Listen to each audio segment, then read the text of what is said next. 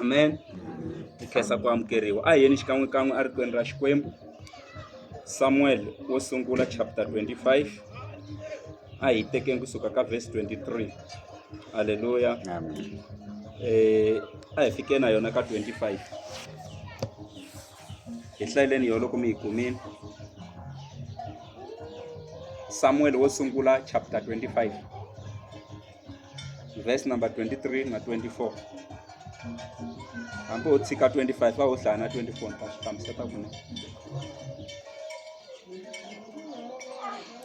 Loko Abigail a vona okay hlaya. Loko Abigail a vona Davida a hatla a xika embhongolweni a wa hi mombo emahlweni ka Davida a korhamela ehansi emilengeni ya yena a ku nandzu lowu wu hlayele mina ntsena wena n'wini wanga ndzi kombela ku vulavula na wena u yingisa marito lawa mina nandza wa wena ndzi nga ta ku byela wona. Hallelujah. Amen. Xikwembu a xi hi pfuni xi hi katekisa. Lava ku dyondzisa ehansi ka nhlokomhaka leyi nge vukati i ku siva nyimpi ya hata hi le kule. Vukati i ku siva nyimpi ya hata hi le kule. Amen. Mara vo tala lava nga nghena vukati hi ku va ngheni va nga swi tivi ku va siva na tinyimpi leti taku hi le kule.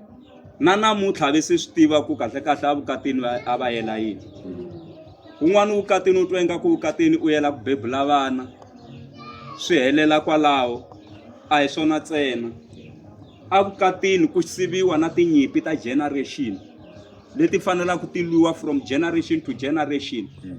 A tikweni mi hundzuka nhwana loyi a hlawuliwaka hi Xikwembu ku ya mi ya sivela nyimpi ya le ndyangwini wo karhi.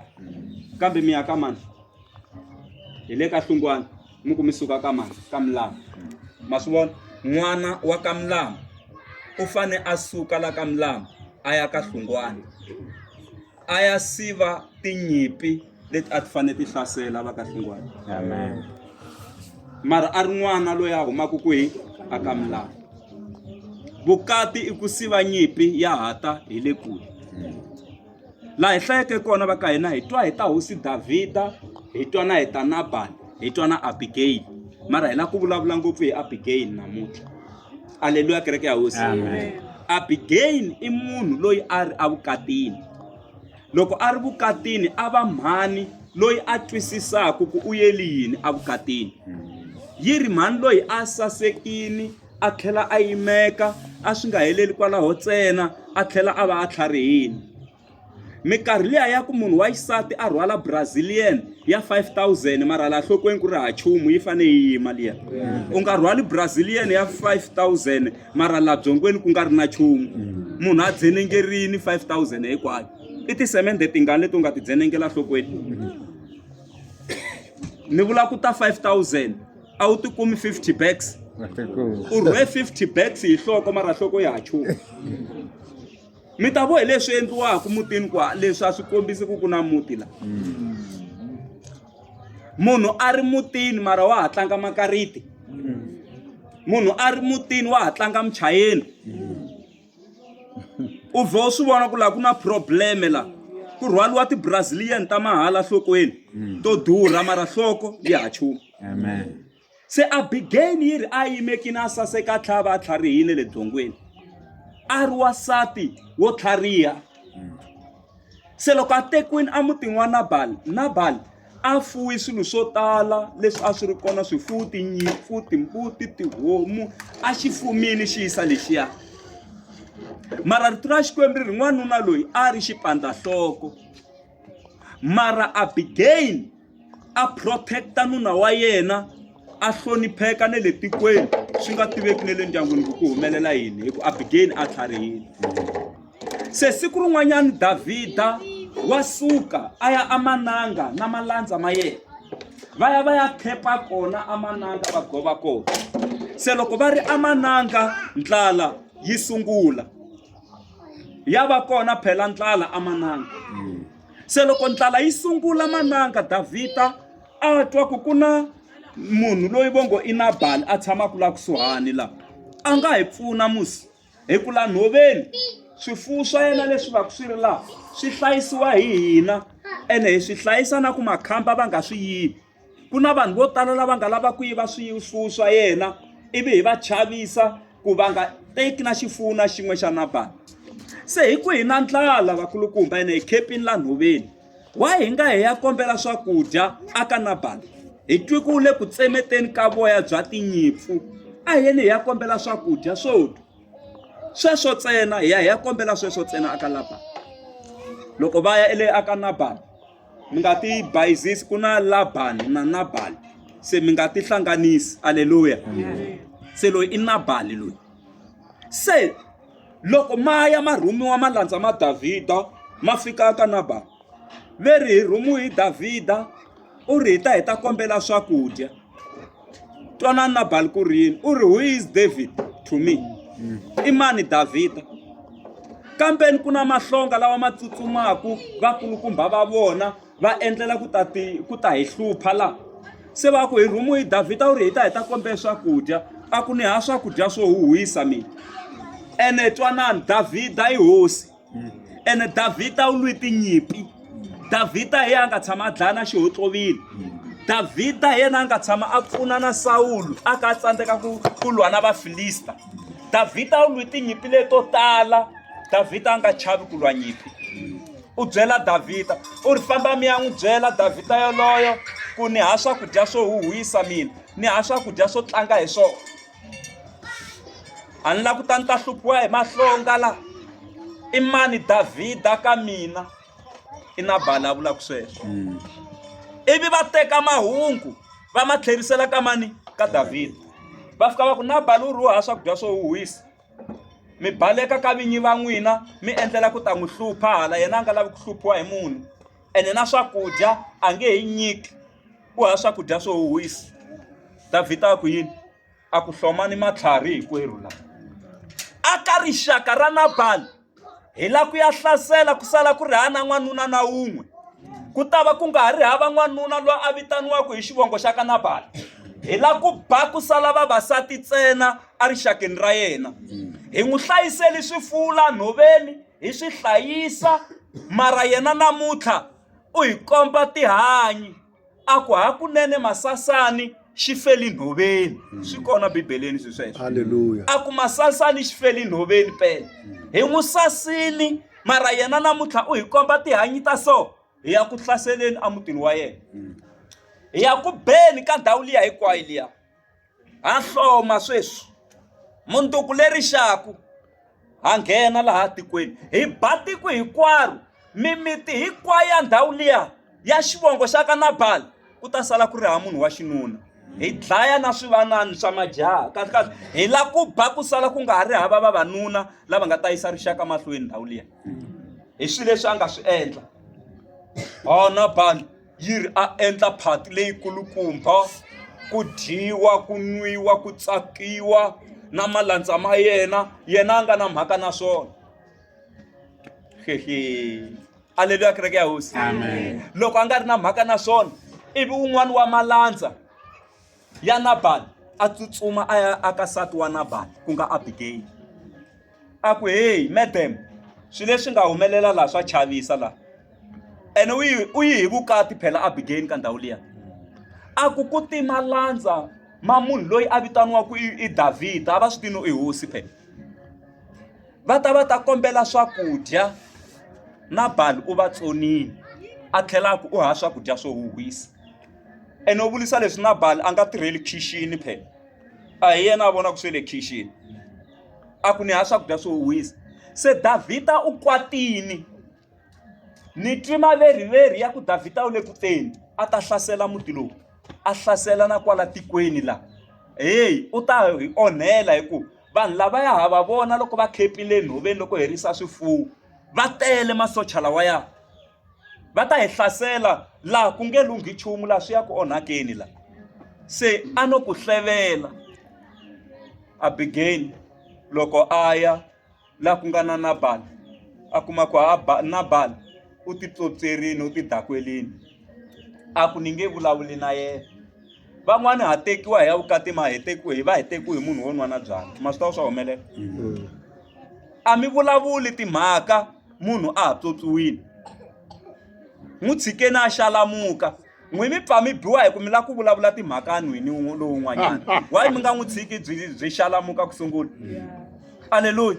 Van'wani pama luwa mi fanele mi nga wu kumangi siku leriya mi yo wu apply hi ku mi lava ku vulavula hambi mi swi vona ku byi la why mi nga yimi byi hangalaka ku sungula loko a ku hi Abigail hi ku hi munhu wo tlhariha a ku ni nge vulavuli na nuna wa mina hi mhaka ya ku u tswotswiwile na n'wi tshika a tlela mi ta n'wi vona mundzuku timhaka leti ni nga ta n'wi byela tona a endla yini Abigail a wu buta na pundu a longa swimbundwa a longa madrive a longa xinkwa a longa swakudya vuswa a longa na tinyama leti a ti ri kona a ku fumiwini mutini luwa a longetela swakudya ku va na catering ya kahle a lava golonyi na van'wani va vatirhi a nga byelangi na nuna kwalaho ma ta ku swi endlela yini u lava ku siva nyimpi leyi nge le ku teni ma n'wi twa n'wansati loyi u lava ku siva nyimpi leyi nge le ndleleni nuna wa ha tlele u pyopyiwile a nga tivi nchumu mara breakfast u pfukini a yi lunghisa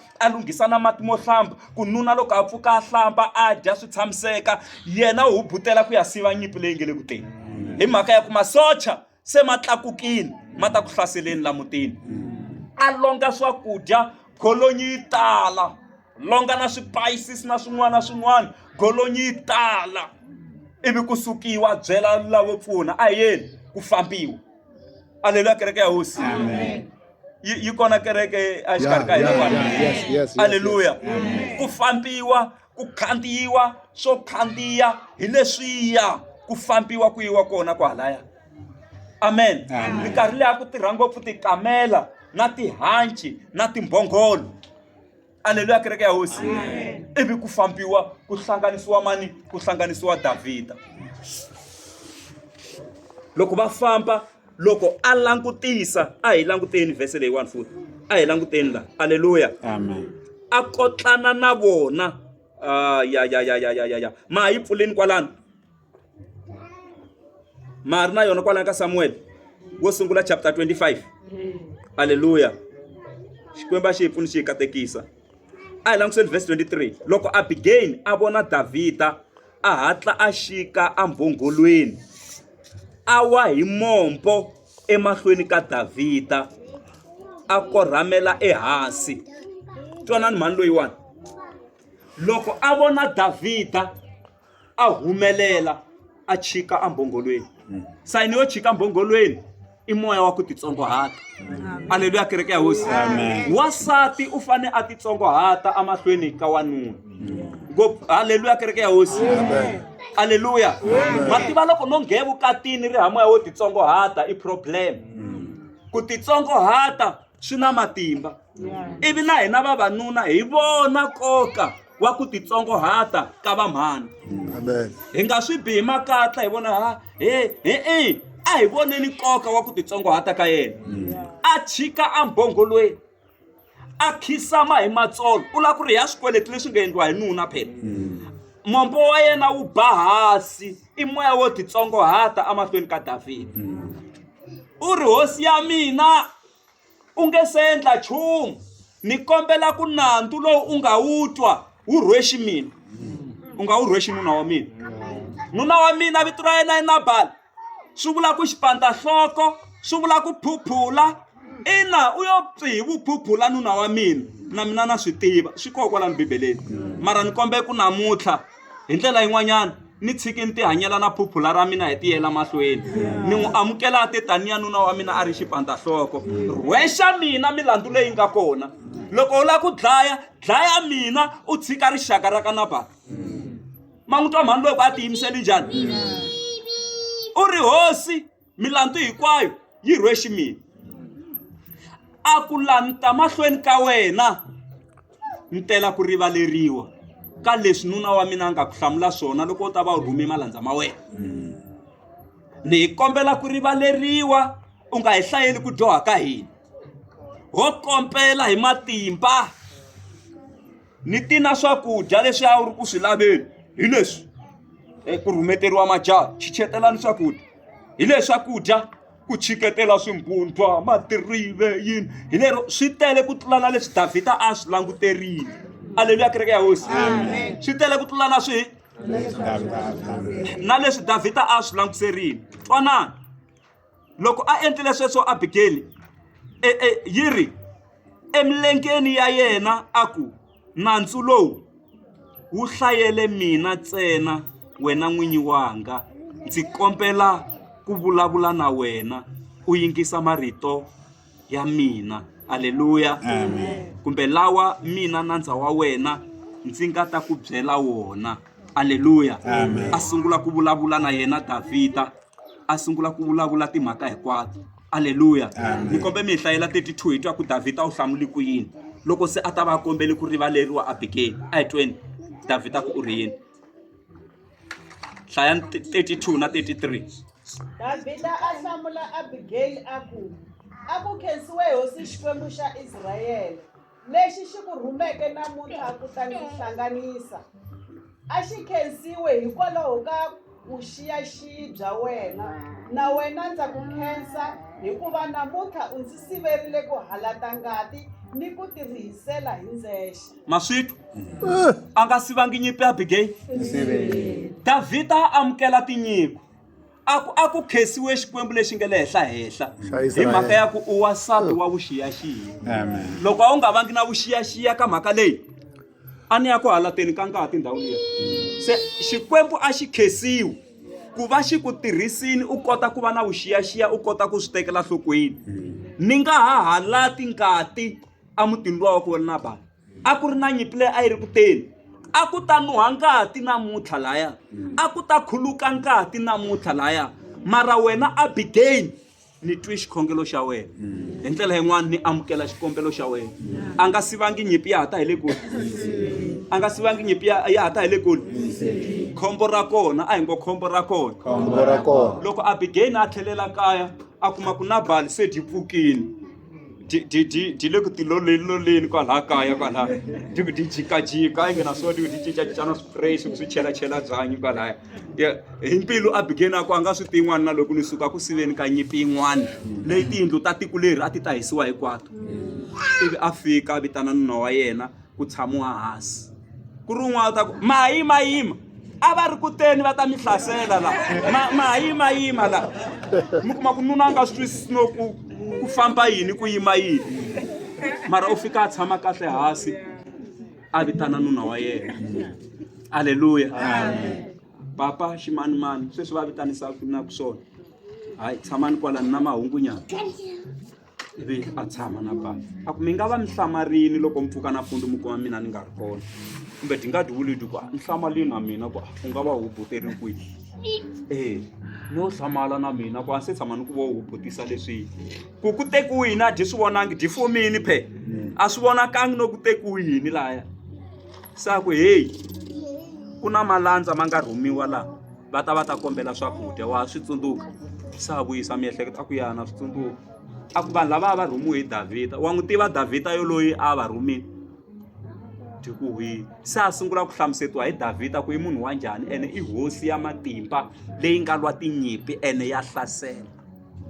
A ku a va ri ndleleni a va ta ku hlaseleni ka muti hinkwawo wa ka n'wina, vavanuna hinkwavo a va ta ku dlayiweni, mara ni longi swakudya laha leswi u nga va tsona ni va hlanganisa ni ya va nyika ni sivela nyimpi. Se u amukeli tinyiko, nyimpi a yi nga ha fiki la tikweni. Amen. Khombo ra kona hi ngo khombo ra kona. Nabali loko a twa timhaka leti yiri a rhurhumela a sungula ku chava. A ni byala byi hangalakini loko a yo byeliwa a dakwini a ta ku yini a xiti Davhida laha a ni xichavi a ni u dakwini laha a nga dakwanga a swi twa kahle byala byi hangalakini. Khombo ra kona yiri a oma biwa hi stroke. Loko va la ku zama ku olola Nabali a nga hanyangi. Swi n'wi chavisi ngopfu leswi a nga hlamusetiwa swona, na loko a hleketa leswi a swi fanele swi endleka laha ya tikweni a vona na hi laha nsati a nga sivela nyimpi liya ha kona, swi n'wi chavisa a za a oma a hetelela a fa a timeka. ivi mhaka yi fika ka Davhida ku Nabali phela u file. Davhida a ku na khesa hi ku a nga dlayiwangi hi tlhari ra mina, a ni halatangi ngati ya munhu, sweswi yena a nga hlangana na swona swi tivana na yena. Twanani ku fa ka yin'wana pfuka ka yin'wana. Davhida a vhela ku ni kombe ku mi ni landzela Abigail. Davhida na yena mhani luya na n'wi lava ku va nsati wa mina, loko no kuma n'wansati wo fana na luya ni ta va ni yimini. Hala van'wana va rila kosi, van'wana va vosati. Ma yi twa mhaka yeleyo? Swilo leswi u vonaka ingaku a swi na nkoka ka wena, ka van'wana swi na nkoka. N'wansati lowu n'wi vonaka ingaku a nga sasekanga, u sasekini ka van'wana. Loko mi ku mi lwa na nuna ku va na vugugudu, un'wana u tshuvela nhopfu, a kun'wana na lwa loko o tshika mhani luya hina ha teka hi ya hi ya hlayisa. Lava xisati va ka ku n'wansati luya loko o tshika papa luya hina ha tshunela hi ta n'wi hlayisa n'wanuna luya hina. Ku na lava nga yimelela.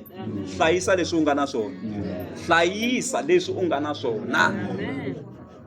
Se hakunene va ka hina va ya va byela va ya ka Abigail, va fika va ku hi rhumu hi Davhida, u ri hi ta heta ku teka, u ya va un'wana wa vasati va yena le, u tekiwa hi hosi Davhida sweswi. Se na yena a langusa Abigail ku ni ta tshama ni ku ni rila kosi ni rilisa sweswi, na ta n'wi kuma ku hi munhu kwala mani swatswa ni ya tekiwa hi hosi na famba. Na famba na famba. Mi nga kuma ku na yena a xaniseki malembe mo tala kwalaya, a nga tivi ku u ta huma njhani laha ka Nabali. Loko mo hlaya Bibele, vasati va Davhida na Abigail ya nghena yi tlhe yi tsala ku loyi a ri nsati wa Nabali. A mi se tshamisaka na swona? a swi tivi. A vhela a famba a ya evukatini. Hlayisani leswi mi nga na swona. N'wana wa hina evukatini u yela ku siva na tinyimpi leti nge le ku teni. Ya tin'wana tinyimpi ta ko ti sungule ku va ndleleni wo nge se beburiwa, mara wena hi ku wa khongela u na matimba ya ku ti siva hi xikhongelo. U na matimba ya ku ti siva hi ku titsona swakudya.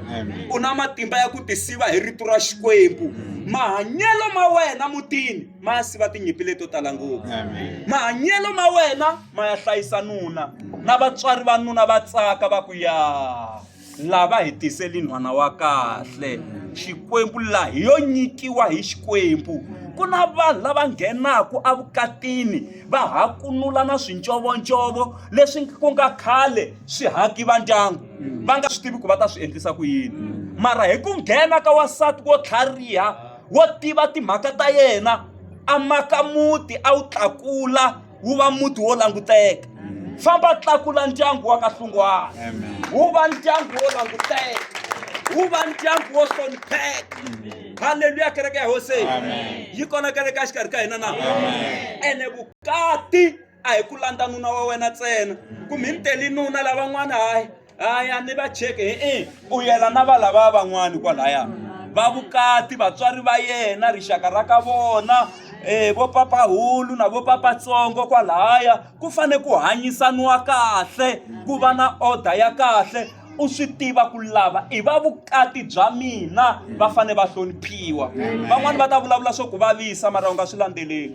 Van'wana va ta ku hleva ku va twa mara u nga swi landzeleli. Van'wana va ta zama ku lava ku influencer nuna swo ka swi nga ri kahle, u nga swi landzeleli. Wena ya na mahlweni u sapota nuna, u ya mahlweni u titsongohata, u ya mahlweni u sivela na tinyimpi leta hataka, hi ku ku na tinyimpi leti hi ti vonaka tin'wana a hi ti voni hi mahlo ya nyama, mara hi fane hi ti sivela.